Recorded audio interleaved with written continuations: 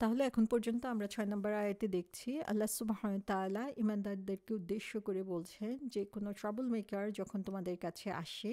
কি নিয়ে না বা নিয়ে যে গুরুত্বপূর্ণ কোনো খবর যেটা তোমার উপরে ইম্প্যাক্ট ফেলবে তখন কি করতে হবে চুপচাপ সেটা মেনে নিবে সেটা না বরং আল্লাহ সুবহানাহু ওয়া তাআলা বলছেন যে তারপরে তোমার কাজ হবে তাবাইয়ানু যে তোমরা এটার ভেরিফিকেশন করো এটা সত্যতা যাচাই করো সঠিক প্রসেস অনুসরণ করে তারপরে আল্লাহ বলছেন যে আং তুসিবু কওমাম বিজাহালাতিন যাতে কেন তোমাদেরকে এই ভেরিফিকেশনটা করতে হবে কেন তোমরা সংবাদ আসার সাথে সাথেই সেটাকে বিশ্বাস করে নাও সেটা আল্লাহ সুবহানাহু ওয়া তাআলা বলছেন না আল্লাহ বলছেন আং তুসিবু ইন অর্ডার টু যে তুসিবু এটা তোমাদের ক্ষতি করবে কওমাম যে একটা নেশন কাউমান হচ্ছে একটা নেশন একটা গ্রুপ অফ পিপল বি জাহালাতিন যে জাহালা শব্দের অর্থ হচ্ছে যার কোনো জ্ঞান নেই যে হচ্ছে আনএডুকেটেড বা যে হচ্ছে ফুলিশ বা বোকা সে ধরনের কথা বলা হচ্ছে এখানে তাহলে এখানে আমরা দেখছি যে যদি এই নিউজটাকে ভেরিফাই করা না হয় তাহলে কি হতে পারে কি জন্য কোন রেজাল্টটাকে অ্যাভয়েড করার জন্য তোমাদেরকে এই ভেরিফিকেশন করতে হবে বলা হচ্ছে যে ইন অর্ডার টু যে এটা কি করতে পারে তোমাদের পুরা নেশনকে পুরা কমকে পুরা সম্প্রদায়কে পুরা কমিউনিটিকে কি করতে পারে ক্ষতি সাধন করতে পারে তো সুবহান আল্লাহ আমরা এখানে দেখি যে ওয়ান পিস অফ ইনফরমেশন এক টুকরা সংবাদ সেই সংবাদটারই এমন এফেক্ট হতে পারে যেটা হোল কমিউনিটিকে ড্যামেজ করে দিতে পারে আল্লাহ সুবহানাহু ওয়া তাআলা কোরআনে আমাদেরকে এই ব্যাপারে সতর্ক করছেন যে এই ধরনের খবর আসলে অবশ্যই আমাদেরকে ভেরিফাই করতে হবে এটাকে ফেলে রাখলে চলবে না বা এটাকে যার যার মতো অ্যাকসেপ্ট করবে নাকি এটাকে রিজেক্ট করবে সেজন্য ছেড়ে দিলে চলবে না এটা আমাদেরকে খবরটা স্প্রেড করার আগেই সেটা আমাদেরকে ভেরিফাই করতে হবে এবং ভেরিফাই করতে হবে কেন যাতে এই কমিউনিটির যে ক্ষতি সেই ক্ষতিটা না হয় এবং এখানে বলা হচ্ছে যে কেন কারণ হচ্ছে অজ্ঞানতার জন্য যে এই তার বোকামির জন্য অথবা তার সেই ব্যাপারে জ্ঞান না থাকার জন্য এই ক্ষতিটা হতে পারে তো সুবহানাল্লাহ এখানে আমরা দেখি যে যখন কোনো ইনফরমেশন দেওয়া হচ্ছে এবং সেই ইনফরমেশনকে ভেরিফাই করা না হচ্ছে তখন সেটাকে ইগনোরেন্সের সাথে জাহেলিয়াতের সাথে তুলনা করা হচ্ছে এবং এবং এর কারণ হচ্ছে সে রিয়েলিটি সম্পর্কে জানে না সত্যিকার অবস্থান কি সেটা জানে না না জেনেই সেই খবরটা দিচ্ছে তাহলে এখানে তার নলেজের অভাবের কারণেই সে এটা করছে অথবা আরেকটা জিনিস এখানে হতে পারে সেটা হচ্ছে যার সম্পর্কে এই কথাগুলো বলা হচ্ছে সে এখানে জাজড হচ্ছে এবং তার কোনো আইডিয়া নাই যে তার ব্যাপারে এই কথাগুলো বলা হচ্ছে বা মানুষ তার সম্পর্কে কি ধরনের ধারণা প্রকাশ করছে তো এখানে আসলে দুই দিক থেকেই আমরা দেখতে পাচ্ছি যে নলেজের অভাব যে এর কারণেই কি হচ্ছে একটা কমিউনিটি ধ্বংস হয়ে যেতে পারে মানুষের মধ্যে কারো সম্পর্কে খারাপ ধারণা তৈরি হতে পারে সেটা যে ইনফরমেশন দিচ্ছে তার ব্যাপারেও হতে পারে অথবা যার সম্পর্কে ইনফরমেশন দেওয়া হচ্ছে তার ব্যাপারেও হতে পারে তো যে কারণে মানুষের মাঝে হচ্ছে ভুল বোঝাবুঝির সৃষ্টি হওয়া সন্দেহ সংশয় এবং অবিশ্বাস বেড়ে যাওয়ার সুযোগ অনেক বেশি বেড়ে যায় এবং এর প্রত্যেকটাই হচ্ছে একটা কমিউনিটির জন্য অত্যন্ত গুরুত্বপূর্ণ একটা ব্যাপার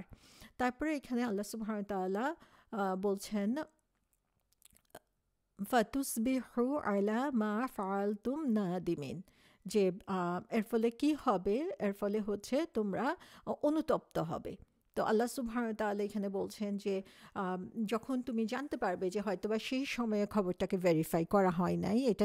এটা নিজস্ব গতিতে গিয়ে গিয়েছে মানুষের মুখ থেকে মুখে ছড়িয়ে গিয়েছে এবং এক সময় যে সেটা মানুষের মানে একই কথা বারবার শুনতে শুনতে সেটাই এস্টাবলিশ হয়ে গিয়েছে কিন্তু যখন এক সময় জানা গেল যে এটা আসলে সত্যি ছিল না বা এটা সত্যিকার তথ্যটা কি সেটা জানা গেল এবং আমরা জানতে পারলাম যে সেটা তখন যে সংবাদটা আমরা প্রচার করেছি সেটা কারেক্ট ছিল, তখন অবশ্যই একজন মুমিন কী হবে, তখন রিগ্রেটেড হবে, তখন সে নিজের ভুল বুঝতে পারবে। কিন্তু সেটা ততক্ষণে এত ক্ষতি করে ফেলেছে যে সেই ক্ষতি থেকে বাঁচার তখন আর কোনো উপায় থাকবে না। তো সুবহানাল্লাহ, আল্লাহ আমাদেরকে সতর্ক করছেন যে সেই মুহূর্তে রিগ্রেটেড হওয়ার মতো অবস্থায় যাতে আমাদেরকে যেতে না হয়, যে আমরা অনুতপ্ত হব তখন, কিন্তু সেই অনুতাপ কিন্তু আমাদের কাজের যে ফলাফল সেটাকে এখানে চেঞ্জ করতে পারছে না। তো সুবহানাল্লাহ, এই পুরো আয়াতটা কখন নাজিল হয়েছিল সেই ব্যাপারে আমরা একটা ধারণা পেয়েছি। যে আয়াতটা নাজিল হয়েছিল, একজন সাহাবী তিনি ভুল ইনফরমেশন রাসূল সাল্লাল্লাহু আলাইহি ইসলামের কাছে আনার কারণেই একটা যুদ্ধের সম্ভাবনা যেখানে দেখা দিয়েছিল, এবং রাসূল সাল্লাল্লাহু আলাইহি ইসলাম একটা গ্রুপের উপরে রাগান্বিত হয়েছিলেন। ঠিক তখনই আল্লাহ সুবহানাহু ওয়া তাআলা এই নির্দেশ দিয়েছেন। তো এখান থেকে আমরা আরেকটা জিনিস দেখি, সেটা হচ্ছে যে আল্লাহ রাসূল সাল্লাল্লাহু আলাইহি ইসলামের সাহাবা যারা রয়েছেন তারা সবাই অনেক অনেক উন্নত চরিত্রের অধিকারী ছিলেন, এবং তারা সবাই আমাদের চোখে অত্যন্ত সম্মানিত। তাদের সম্পর্কে আমরা কখনোই খারাপ ধারণা পোষণ করব না। কিন্তু একটা জিনিস আমাদেরকে অবশ্যই স্মরণ রাখতে হবে যে তারাও মানুষ ছিলেন, তারাও ভুল করেছেন। আবু বকর রাদিয়াল্লাহু আনহু, ওমর রাদিয়াল্লাহু আনহু যারা ছিলেন সর্বোত্তম মানুষ রাসূল সাল্লাল্লাহু আলাইহি ইসলামের পরে, তাদের ব্যাপারে তাদেরকে হুঁশিয়ারি করে আল্লাহ সুবহানাহু ওয়া তাআলা কোরআনে আয়াত নাজিল করেছেন। তো এখান থেকে আমরা দেখতে পাচ্ছি যে তারাও মানুষ ছিলেন, তাদেরও ভুল হতে পারে। সুতরাং তাদের ভুলগুলোকে নিয়ে আমাদের অ্যানালাইসিস করার দরকার নেই, বরং এই ভুলগুলো থেকে যে শিক্ষা আল্লাহ সুবহানাহু ওয়া তাআলা আমাদেরকে দিয়েছেন সেটা কোরআনে এই জন্য আল্লাহ সুবহানাহু ওয়া তাআলা দিয়ে দিয়েছেন যেন এটা আমরা এখন প্র্যাকটিস করতে পারি এবং সেম ভুল যাতে আমরা না করি। এবং সাহাবাদের ব্যাপারে আরেকটা জিনিস আমরা দেখি যে তারা যখনই কোনো ভুল করেছেন, এদের আল্লাহ সুবহানাহু ওয়া তাআলা অথবা রাসূল সাল্লাল্লাহু আলাইহি ইসলাম তাদেরকে সতর্ক করে দিয়েছেন, তাদেরকে সাবধান করে দিয়েছেন, তাদের কারেকশন করে দিয়েছেন, এবং যে কারণে হচ্ছে তারা পরবর্তীতে গুনাহ থেকে তারা দূরে সরে থেকেছেন। যখনই তারা তাদের ভুল বুঝতে পেরেছেন তখনই সেটাকে তারা সংশোধন করেছেন এবং আল্লাহ এবং তার রাসূল সাল্লাল্লাহু আলাইহি ইসলামের কাছে তওবা করেছেন এবং সঠিক পথে চলে এসেছেন। তো আমাদেরও কাজ হবে এটা, যে আমরা যখনই বুঝতে পারবো যে কোনো ভুল আমরা করে ফেলেছি তখনই সাথে সাথে আমরা তওবা করব, নিজের ভুল সংশোধনের জন্য চেষ্টা করব, এবং সেটা যাতে পরবর্তীতে না হয় সেটার ব্যাপারে আমরা সতর্ক থাকব। এবং কখন এটা করতে পারবো, এখন তো আল্লাহ সুবহানাহু ওয়া তাআলা আমাদেরকে সরাসরি জানাচ্ছেন না, এখন রাসূল সাল্লাল্লাহু আলাইহি ইসলাম আমাদের মাঝে নাই। সে কারণেই আল্লাহ তাদের মাঝ থেকে শিক্ষাগুলো কোরআনের মাধ্যমে আমাদেরকে দিয়ে দিয়েছেন, যেন আমরা এই কোরআনকে জানার মাধ্যমে এই ভুলগুলো সম্পর্কে জানতে পারি এবং এই সিনসগুলো যাতে আমাদের দ্বারা আবার কমিটেড না হয় সে ব্যাপারে আমরা সতর্ক হতে পারি। এবং সুবহানাল্লাহ, আমরা দেখি যে এই যে সাহাবাকে উদ্দেশ্য করে এখানে বলা হয়েছে, যদিও এই আয়াতটা অনেক স্ট্রং, এখানে বলা হয়েছে কোনো ফাসিক যদি ইনফরমেশন নিয়ে আসে, যদিও সেই ঘটনার পরিপ্রেক্ষিতে এসেছে, কিন্তু এটা হচ্ছে একটা জেনারেল কমান্ড আল্লাহ সুবহানাহু ওয়া তাআলার কাছ থেকে। তার মানে এই না যে আল্লাহ সুবহানাহু ওয়া তাআলা ওই সাহাবীকে ফাসিক বলছেন, বরং এর মাধ্যমে আল্লাহ সুবহানাহু ওয়া তাআলা আমাদেরকে কিছু